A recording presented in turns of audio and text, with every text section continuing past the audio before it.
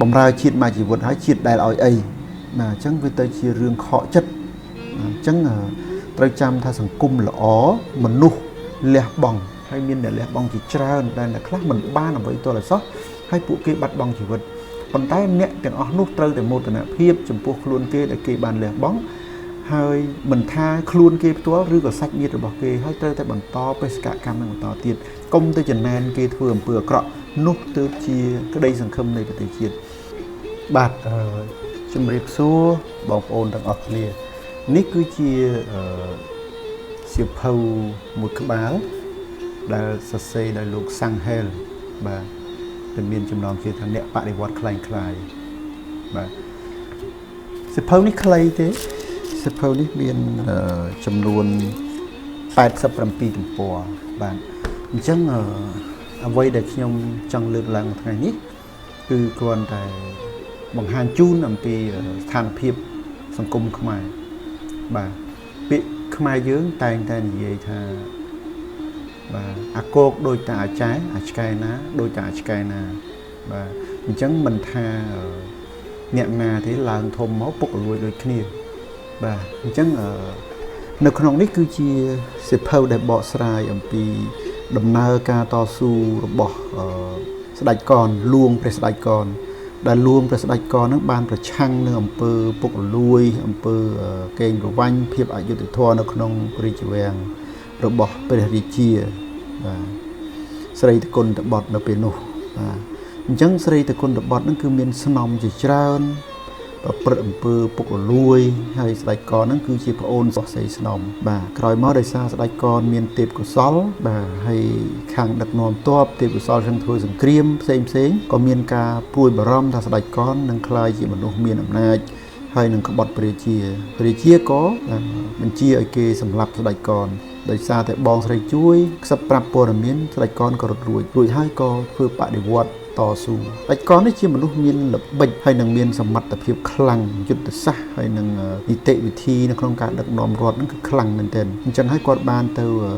ខេត្តបាភ្នំក៏ហក់ឆ្វ័យខេត្តដើម្បីប្រាប់ឆ្វ័យខេត្តថាស្ដេចហ្នឹងបញ្ជាឲ្យខ្លួនមករៀបចំទ័ពព្រោះមានក្រុមលួចក្បត់នៅឯព្រះរាជវាំងបាទអញ្ចឹងដោយប្រើយុទ្ធសាស្ត្រនេះឆ្វ័យខេត្តក៏បកគលសិទ្ធិទ័ពឲ្យទៅស្ដេចកនព្រោះគិតថាស្ដេចកនគឺជាអ្នកដែលចិត្តស្និទ្ធនឹងស្ដេចហើយប្រហែលជារឿងពិតបាទអញ្ចឹងក៏បកគលក្រោយពីក្តាប់ទ័ពរៀបចំអីហើយស្ដេចកនក៏ជីកដឹកនាំទ័ពហើយក៏រៀបចំជាប្រព័ន្ធមានការដឹកនាំដែលត្រឹមត្រូវមួយដែលធ្វើឲ្យមនុស្សហ្នឹងក៏លងខ្លួនទៅនឹងប្រព័ន្ធហ្នឹងបាទរួចហើយក៏គ្រប់គ្រងស្ដេចកនវាយស្រីតគុណតបតដើម្បីដណ្ដើមរាជចុងក្រោយស្ដេចកនបានឡើងគ្រងរាជបានពិតប្រាកដមែនប៉ុន្តែនៅចុងក្រោយបាទនៅពេលដែលស្ដេចកនឡើងគ្រងរាជស្ដេចកនហ្នឹងក៏คล้ายជាស្ដេចមិនមានព្រហ្មវិហារធម៌ទេហើយជាស្ដេចដែលមិនបានស្រឡាញ់រាជដែរក៏คล้ายជាមនុស្សពុករលួយហើយនឹងនៅក្នុងវាំងពោពេញទៅដោយអំពើមិនល្អជាច្រើនយើងនិយាយថាពុករលួយឬក៏អ្វីផ្សេងៗកាត់ឡើងពេញទឹកពេញដីបាទអញ្ចឹងកន្លែងនេះគាត់ទៅចង់បកមកវិញថាខ្មែរយើងនិយាយថាអាគោកដូចតាអាចារ្យអាឆ្កែណាក៏ដូចតាអាឆ្កែណាបាទឲ្យតែវាឡើងធំវាពុករលួយដូចគ្នាសួរថាហេតុអីបានវាដូចនេះអញ្ចឹងអ្វីដែលខ្ញុំបកស្រាយនៅថ្ងៃនេះមិនមែនចង់និយាយថាសង្គមខ្មែរយើងអ្នកណាឡើងធំក៏ពុករលួយដូចគ្នាទេប៉ុន្តែមូលហេតុមួយយើងត្រូវដឹងទាំងអស់គ្នាថានៅពេលដែលយើងកើតមកតាំងពីក្មេងឪពុកម្ដាយរបស់យើងដែលបង្រៀនយើងឲ្យស្រឡាញ់ជាតិទេដែលប្រាប់ថាកូនពេលកូនធំឡើងកូនកុំពុករលួយកូនកុំកេងប្រវ័ញ្ចដើម្បីមានដើម្បីបានកូនត្រូវធ្វើជាមនុស្សស្មោះត្រង់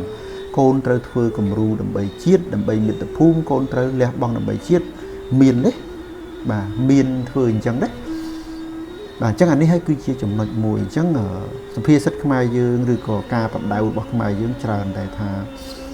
ទូលភ្នំម្នាក់ឯងទូលមិនរួចបាទលើកភ្នំម្នាក់ឯងលើកមិនរួចហើយនឹងគិតតែជាតិមិនដែលគិតយើងបាទអញ្ចឹងវាជាកំហុសតគ្នាដែលប្រជាជនកម្ពុជាបដៅកូនចៅឲ្យយកសុខឲ្យយករួចខ្លួនយកមានយកបានហើយនៅពេលដែលឃើញគេពុករលួយនៅពេលដែលឃើញគេមានបាន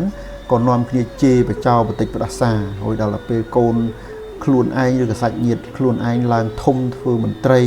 មានបានពេលណាក៏ទៅអែបទៅអបចង់ស៊ីដែរអញ្ចឹងនិយាយឲ្យខ្លីទៅការជេរបចោមិនមែនដោយសារតែ ការស្អប់អំពើពុករលួយឬក៏អំពើអីហ្នឹងទេគឺការជេរហ្នឹងគឺដោយសារចំណែនបើបានអញស្ងាត់តែបើបានគេជេរបាទអានេះគឺជាចំណុចមួយដែលសង្គមយើងមិនបានឲ្យតម្លៃទៅលើអំពើល្អនៅពេលដែលខ្លួនបានលះបង់ដើម្បីជាតិមិននាំគ្នាមោទនភាពនិងទង្វើដែលត្រឹមត្រូវទេបែរជាទៅមានអារម្មណ៍ថាបំរើជាតិមួយជីវិតហើយជាតិដែលឲ្យអីបាទអញ្ចឹងវាទៅជារឿងខកចិត្តអញ្ចឹងត្រូវចាំថាសង្គមល្អមនុស្សលះបង់សង្គមល្អគឺកើតចេញពីមនុស្សលះបង់ដើម្បីឲ្យបានសង្គមល្អមួយគឺមនុស្សត្រូវលះបង់ខ្លាំងណាស់ហើយមានអ្នកលះបង់ជាច្រើនដែលអ្នកខ្លះមិនបានអ្វីទាល់តែសោះហើយពួកគេបាត់បង់ជីវិតប៉ុន្តែអ្នកទាំងអស់នោះត្រូវតែមោទនភាពចំពោះខ្លួនគេដែលគេបានលះបង់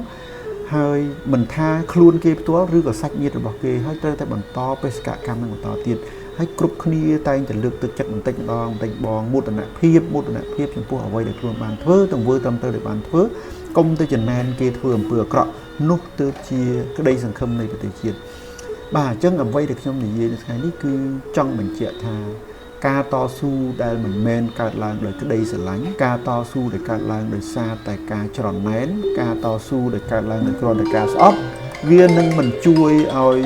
មានភាពរីកចម្រើនទេវាបានត្រឹមតែបំផ្លាញជាតិទៅវិញអ្វីដែលខ្ញុំចង់និយាយនៅថ្ងៃនេះគឺមានតែប៉ុណ្ណឹងសូមអរគុណសូមជម្រាបលាបាទ